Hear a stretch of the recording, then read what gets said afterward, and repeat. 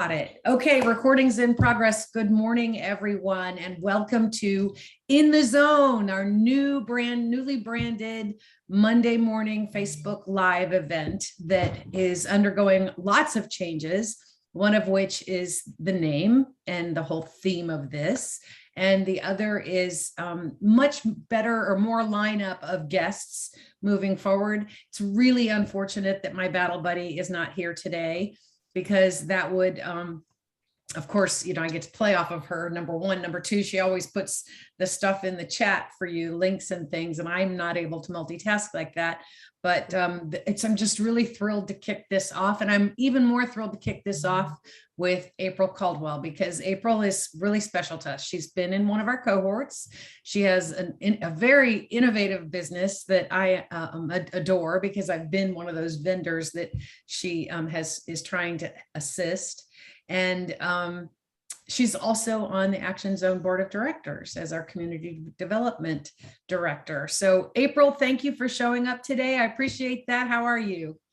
Hey, good morning, Rosie, and everybody on Facebook Live. I'm doing well. I'm actually just coming off about a 10-day cold that I got while I was traveling in California. So I'm still somewhat congested and recovering, but feeling 100% better than maybe this time last week. So, and how was California as far as were things open? I love California. What part of California did you go to? Yeah, so we flew into Santa Ana. My husband's son and his granddaughter were there to meet us. They had a trip to Disneyland planned. Unfortunately, we weren't able to get reservations into the park, so we missed out on all the first of the Disney stuff with Alona. But it was good. We got to visit with friends. I met with Flossie Hall, who's a really great advocate for military spouse entrepreneurs, and just had a really good time enjoying California weather, because that's why everyone goes, right? For the weather. Yep. Flossie is she's a Spitfire, definitely Spitfire. And AMSE is the name of the organization, right? But what the acronym stands for eludes me right at the moment. Association of Military Spouse Entrepreneurs. Yeah. Thank you. Yep, we'll make sure to put a link to that in the chat today, because they are a very good organization for helping military spouse entrepreneurs. And like I said, Flossie is just such a Spitfire. She kind of energizes you just by talking with her, I think. Yeah, I met her a few years ago at an IVMF conference called VWise, a women's program that IVMF puts on in San Diego. And she was one of the panel speakers up there, and she just did an excellent job. So I connected with her, and that was when I was still doing my popcorn business at the time. I had just kind of created the idea of fayVen, and I talked to her about it. So she was one of the very first people that I started talking to about fayVen. So that's pretty cool. Talk to us. So you are definitely a definition of a serial entrepreneur at this point. So tell us about first the popcorn business and how you got into that. And I will tell you that there are two things in life that I could not live without: popcorn and pizza. And so I'm just always fascinated that you've done something cool with popcorn. Yeah, it's so funny. Every time the topic of popcorn comes up, I get a lot of people asking, well, when do you start that back up again? So trust me, I understand the desire for good popcorn, and good popcorn is hard to find, unfortunately. There are some actually pretty great military and veteran companies that do popcorn. So I'll definitely drop some of their links in the chat as well. But my company, the Princess and the Popper, started just kind of on a whim. I had no background in the popcorn industry or food industry at all. And I just kind of had this bug that I needed to do something with my life outside of working for the government for, until I retired or whatever. So yeah, me and my husband started a popcorn company out of our kitchen, and we just tried to sell it in however way we could. And that didn't really work out the way we thought it would. We thought we'd have a lot better sales at farmers markets or different things like that. We couldn't sell it on the retail shelves because it wasn't made in a commercial kitchen. Right. we couldn't sell it. We couldn't ship it online because of those same regulations. So it was a matter of either taking it to your customers by hand or, showing up at local events and hoping for the best. And that didn't really work out the best way that we had thought. So that's how fayVen started, was just this question that I kept asking all the fellow vendors I met with, like, how did you find out about this event? Or how do you register for that event? Or how do I get in with this crowd or that crowd? And like not ever having a solid answer and not knowing exactly where to go, and people just basically saying word of mouth. And I kind of got tired of that answer. And I'm like, well, where's the website that you go to register for all these cool events and do everything in one place? And they're like, that doesn't exist. So, that was in 2018 when we first launched fayVen. Lots happened since then. We moved from Texas to Florida in 2019. When we first got here, we had a whole lot of opportunity to network and build ourselves up in the community to figure out where we kind of fit in. And that took a little bit of time. And thankfully, our military and veteran and entrepreneur community were very open and welcoming to us. But that takes time to build a network of anybody, any kind of network, even if that's in your own community or church or family. Everything takes time to reinvent when you move to a new location, which Absolutely. veteran families are very familiar with, I'm sure. So, and then of course the dreaded coronavirus of 2020, and Florida didn't take as hard of a hit as some of the other states, but it definitely did. And live events were on hold for a long time, which is how we did our virtual event thing, which went well, for the time being. It was fun, and we got to really connect with some cool entrepreneurs and kind of expand kind of on a US level instead of just for Florida. But now that live events are back and running, we had a cool memorial event at Green Bench in St. Petersburg, which was great.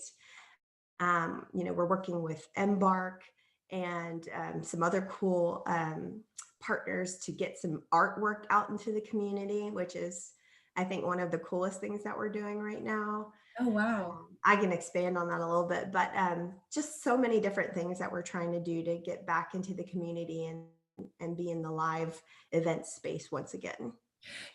There's so many things that you triggered when you talked about that.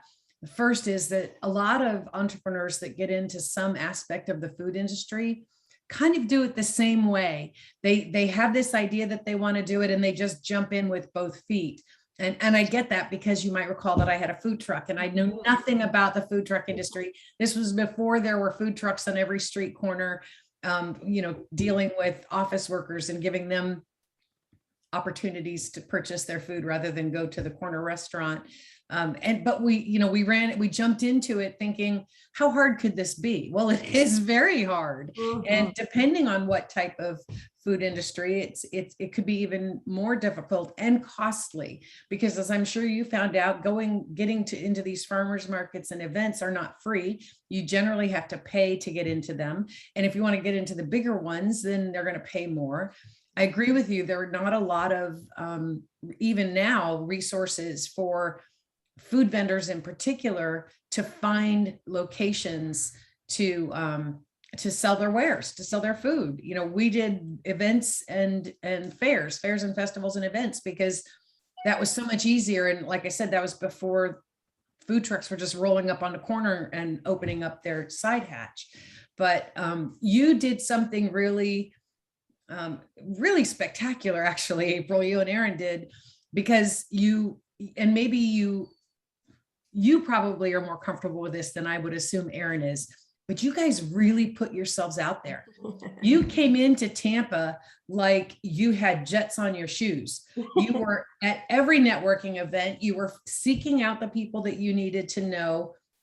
And even if that wasn't comfortable for you to do that, you would never know that.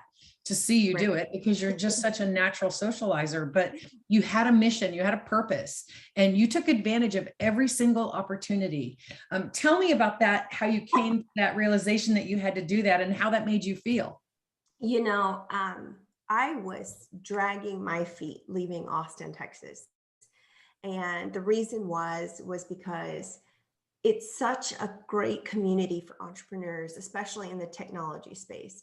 And I thought, if I leave Austin, this is not going to work. fayVen is just not going to work if I leave, because I've already started here. I've already kind of have a community and a network of people that I can trust and work with. Um, in my mind, I was like, this is just not going to work. And then when we got here, I heard like Bunker Labs was opening a chapter in Tampa, which I had to turn down an opening at one of the VIR, or Veterans in Residence programs in Austin, because we were moving. And I thought, oh no, I'm never going to get this opportunity again. So I was just really down on the idea of moving to Florida. Although, I love Florida, my family's here. I didn't know much about the entrepreneurial community that existed here in Tampa. And, thankfully, my eyes were open widely as soon as I got here to all the different communities and people who are supportive of veterans and women, especially starting their own businesses. So yeah, I jumped right in. I literally went from one conference to another, to networking, to, okay, now I'm in this accelerator program. Now I'm in this, igniter program. So I've been through quite a few programs. So if anybody has questions about different programs to attend, I definitely can give you some real time, real actual experience with a lot of the programs that are available in the Florida ecosystem. But Would you, looking back on that, would you do anything differently? you know, no, because I think it has definitely shaped us. And I think everything happens for the right reason at the right time. Mhm. But I will say that looking back, there might have been a better way for me to order things, that I could have maybe taken more advantage of different aspects of different programs more, strategically. But I think, again, all of this is all the resources that are provided in each individual program are worth their weight in gold. Like, there's Mhm. just so much available, but you have to be one of those entrepreneurs that actually takes those resources and does something with them. If you just have them, that's one thing, but you actually do something with them, that's a completely different story. And you can do a lot with a little. Absolutely. So I'm definitely the poster child of doing a lot with a little. I think that there is a real skill involved, or maybe an aptitude in leveraging resources. First of all, you've got this idea and you're obviously hungry to make money with that idea. And sometimes you're more desperate than hungry. There's like desperate, hungry, and optimistic. And wherever you fall in that continuum, kind of really dictates the avenues that you take advantage of first. And maybe they aren't the best Right. for you at that time. So I agree with you, say there might be some order changes, but you don't know that when you're in the throes of it. The best you can do is maybe listen to people like you and others that have had that experience and try to leverage what they know. But even figuring out how to leverage somebody else's knowledge or tools and resources that are available to you could be a real challenge if you don't really understand how they apply to your business. Yeah. Yeah. I think there's been a lot of missteps along the way with that too. Like, thinking that you're going to have a resource to do fill in the blank. And then when you actually have that conversation, realizing that's not at all what they do. And so doing some homework beforehand, before you have these one-on-one Zooms with people or meetings in person now, like knowing exactly what it is their skill set is, or what their resources are, and being able to present in a way that shows that you've done some research and homework on it before you have that meeting. So it's not like, oh, I just want to see how you can help me, and whatever that is. Like, Right. actually figure out what it is that they do and then come with a specific ask, before like just bumbling through a meeting and saying, how can you help me? And knowing that specific ask can be a challenge as well. I think you have to have had sufficient planning of your business. You have to have some structure, some formal idea of where you're going to really know what the ask could be, because it could be different every week. It could, gosh, it could be different every hour of the day, depending on other things that occur. But knowing, having that plan of how you're going to be working this business will really help you to identify what that ask is for each individual. And then maybe even to evaluate how it fits with you. Well, and that's why it's so important to have a board of advisors or people that you trust that actually know what your business is and what your plans are for the future, and asking them like, what do you think next steps are for this company, and not just relying on yourself as a solopreneur. No one's really a solopreneur. Everybody's using people in different ways to do different things that are needed, but as the only owner of a business, you can't just rely on your own understanding and own, knowledge or wisdom of what it is to do next. Like, especially as a new business owner, like if you've done it a million times over, okay, maybe you can be trusted to make those decisions. But if you're not, you really do need help from others to take those next steps. And that's why it's important, I think, to have people that you trust around you. Absolutely. And also to, as you and Aaron are also open to hearing what those suggestions might be. Yeah. You cannot go into a new business, I don't believe, with these, I'm doing it this way, I'm not straying from that, because things do happen. And maybe even your perceptions, even with 10 or 15 years of experience in the industry working for somebody else, you start your own gig and there's this whole different world. Yeah, it's a whole different world. Yeah, people can get sideswiped by that. Yeah, there's just too many people wanting to support you. Like, I know you have friends and family that do their little cheerleading stuff here and there, but there are actual people in the community who are rooting for you to be successful, because your success generates others' successes. So it's a real team mentality here in Tampa, and we are champion city. So we want to continue that level of success with everything, not just in our sports teams, but in our ecosystem as well. Okay, so I'm going to put you on the spot. You were very happy with the entrepreneurial ecosystem in Austin, and now you're in Tampa. Do you think we really are the city of champions as far as entrepreneurial ecosystem goes?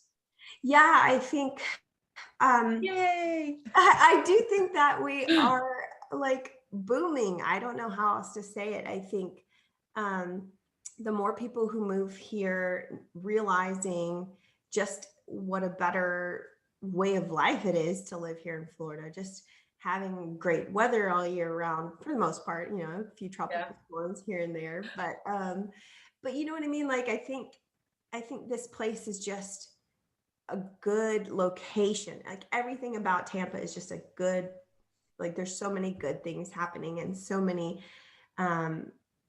new businesses, not just new businesses, but businesses that are getting new money and new investors, and just drawing the attention from the rest of the United States, pulling the spotlight off of Austin and other parts of the country. We're definitely like, we've got our flag. We're like, yeah. Look over here. We're getting that attention, and I think it's well deserved. We got our freak flag on. That's what we like to say. We got to get your freak flag on. Yeah, geographically, Tampa is a great location if you're doing business in Florida, because our airport can take you to any of the four corners of the state. Well, maybe three corners, the tip and the two and the other two on the top end. but even driving, I mean, you go 3 hours in any direction and you've got a whole new environment that's different than Tampa. And so your customers there are going to be different and your opportunities there are going to be different. It's well worth the time to explore what's around us, within driving distance. Yeah, absolutely. Yeah, I would say Gainesville is one of those places that's not too far and has a lot of, entrepreneurial spirit there as well. So Yeah. anyway, there's a lot of places in Florida though that are great. Miami is great. Everywhere. There's lots of little pockets here and there throughout Florida that are just ripe for newness, new business. Yeah. And the problem is, and hopefully the more people in Tampa that recognize the value of reaching out and collaborating across county lines and further into the state, those people then will become aware of the opportunities. I think one of the best things that happened of the pandemic is that for us at Action Zone is that it opened those doors for us. Now we know we can do virtual classes. We can serve people all over the country. They don't have to just be in this little pocket in Tampa. And we've had veterans come to the program that drove from Daytona Beach or Cocoa Beach or Fort Myers or Gainesville. One was from Gainesville over the last 3 years. But that's not necessary anymore. We found that you don't lose very much, if anything at all, by in the virtual setting, and that has more to do with the people than the programs itself. I think the participants and the facilitators all structure this. If you're a good organization, structure this cohesiveness in that cohort that makes it special, even if you don't get to sit in the same room with somebody. Yeah, I agree. I definitely had my full and fair share of virtual participation. Yeah, we all have. There are some people say they don't ever want to meet back in person again, and I'm kind of like between that and wanting to always be out. I'm like right in the middle. I don't mind. I found a happy medium. So I mentioned at your introduction that you are on our Action Zone's board of directors. You're the vice president of community development. Tell me about that role and people who are listening, how they can interact with you to help make your job easier. Yeah, well, I mean, I think I have the easiest job of all in the board because it's literally me just being me and doing all the networking and talking to people about things I love, and Action Zone is one of them. So I think if anyone wants to partner with me, what we're looking for is people who are willing to speak up and to let people know about this great resource. We have Maxine Reyes, who's one of our ambassadors. She's great. She's definitely all over the place and has a lot going on, which is great. But we're always looking for people who are willing to just speak up and say, hey, this resource is available to you. We have lots going on. This is how we help in the military and veteran entrepreneur community. Like figuring out how to partner with others and different, networks and yeah. So just anybody who's willing to, especially, I mean, I think more especially we need people that have been through the program already and can actually speak to what it's done for them. So anybody who's graduated from an Action Zone program and wants to be more involved and wants to, talk to people in the community more, reach out to me and we'll get connected and get you a spot in the ambassador role here. That's perfect. That was perfect. As everybody knows, we are always very impromptu, not scripted. I couldn't have written that better for you. Yeah, when you said, this is the easiest position because you get to do you. I'll put a link in the Facebook chat on this, but there's a great book called Traction that's really for developed businesses, more so than the early stage startups, you having staff and board of directors and that kind of thing. But one of the premises in that book is having the right butts in the seats.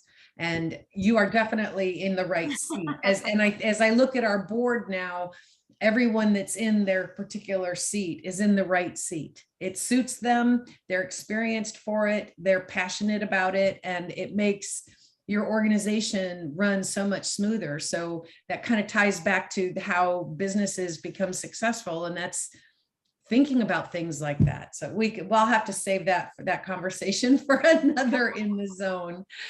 You talked about things that that are going on in the community, and I want to make sure that we share. First of all, if you're watching and you said good morning, I will get back to you. I promise you, as soon as I get off of here. But there are a couple of great events going on over the next week that I want to make sure everybody knows about. And this will give you that chance to network with and become connected to other entrepreneurs in the community. The first one I want to talk about is, well, they're all near and dear to my heart, but this one is the Ybor Entrepreneurs, Advocates, and Heroes. It's a group that's kind of a spinoff from another local organization, and they're having a fireside chat with my battle buddy, Valerie. And that is going, and then there's an after party at Bad Monkey. I don't know why we keep gravitating to Bad Monkey. I know that there are other places to go, but you got to just love that they love us there and that they take such good care of us. So that is on Thursday, July 15th. And it starts at the Entrepreneur Collaborative Center on Palm Avenue and East Palm Avenue, and it starts at 5 o'clock, and then the after party at 6 at Bad Monkey. So I'll put a link into that. You're involved in that organization too, aren't you? Not to the full extent yet, but I am definitely involved with the people that are running it. So Yeah. I'll definitely be included in plenty of the events. I'm certain of that. Awesome. So since we're mentioning the Entrepreneur Collaborative Center, I wanted to talk about a couple of the classes. Now the ECC has done a bang up job of keeping things moving during the pandemic. They migrated to virtual classes almost immediately, and that has only gotten better over the course of 2020 and 2021. The people there, the staff at the ECC are bar none the best people you'll ever want to meet and ever want to work with.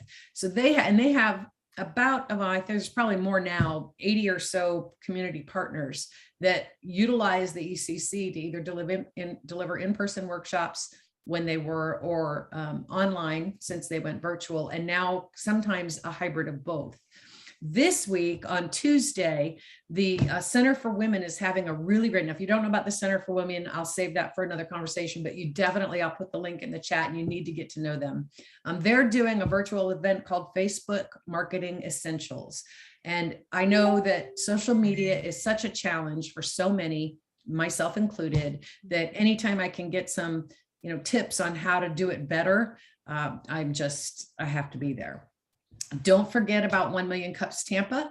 That is also being held virtual. Actually, I think they're doing hybrids now. Last week, because of the hurricane or tropical storm, it stopped, but they didn't have it. But that's 9 o'clock on Wednesday mornings. And then when you go there for that, you could stick around. There's a hybrid event that is called the Inventor's Roadmap to Success. Now, if you have not met Carmine Danisco, then you just haven't lived, because he's certainly a character. He is the creator of the Inventor's Launchpad. So if you have invented something, you need to know Carmine, and he's doing Inventor's Roadmap to Success at the ECC. It says it's virtual. It also says it's hybrid. You could, I'll put the link there. You could investigate that for additional information. And then the last one I'm going to give you is also at the ECC, the FSBDC and the South Shore Chamber of Commerce are holding a food industry basics. So if you're trying to make popcorn in your house, you're opening up a food truck, you have a restaurant, whatever you're doing related to the food industry, they're doing a workshop on Wednesday as well. So I'll give you the links to the ECC plus the specific ones to those events that I mentioned, and go out there and participate in these resources. Organizations are putting their heart on a platter for you to help you become successful. So take care of it. Is there anything I missed that you wanted to talk about as far as event goes? Not events, but I am still looking for local artists to feature their work. So if you know anybody who is in the Tampa area, it could be St. Pete, anywhere kind of within a 50-mile radius or so, please reach out to me, just because we are looking for, new artists to display and sell their work. So Awesome. Make sure you put your contact information in the chat on the Zoom, on the Facebook post. Yeah. April, thank you so much for joining me this morning. It was such a pleasure. I'm so glad that I got to have you be on our kickoff of In the Zone, because you're just so connected. And I thought that's the purpose of In the Zone. Get in the zone, right? So Well, have a great week. Start for Monday, you know, a great start to the week. I think it's really great that you guys are doing this. So, You know, we never thought that this would be kind of a permanent thing when we started last year. It was just a way to connect to everybody during the pandemic. But I secretly love doing this. I just love talking to the people. We have a good time, that nobody's telling me what I can or cannot say. Sometimes it gets me in trouble, but we have a good time anyway. And we have met people from all over the country as a result of doing this. And that just blows my mind. It just blows my mind. And I'm so grateful that he's up there directing people. And it's just because, like you do, we're just trying to put ourselves out there. Yep. So thank you so much. Have a great week, everybody. Thank you for joining us today. We'll put some links in the chat, and I'll get busy saying good morning to everybody. So have a great week, April. Bye. Thanks. Thank you.